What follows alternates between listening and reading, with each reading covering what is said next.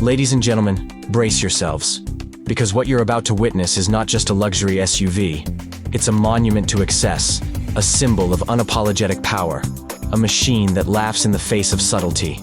This is the Rolls-Royce Cullinan Series 2 Black Badge. But wait, this isn't your average ultra-luxe SUV. No, this beast has been reborn, transformed, re-engineered by the gods of customization themselves, RDBLA, with a jaw-dropping, mind-bending, wallet-destroying $100,000 wide-body kit from 1016 Industries.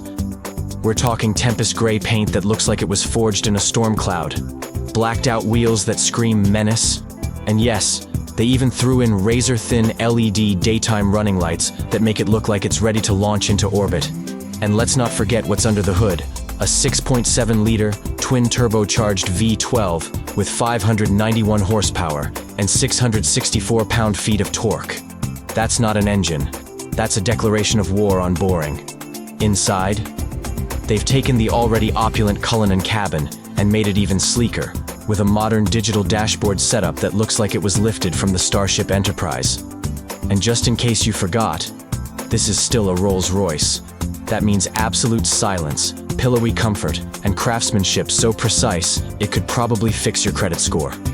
But let's ask the question no one dares to ask. Did this six-figure SUV need improving? Maybe not. But in a world where enough is never enough, where millionaires want to flex just a little harder, and where Los Angeles streets are a runway for the elite, this isn't just a car, it's a statement. This is Rolls-Royce, turned up to 11.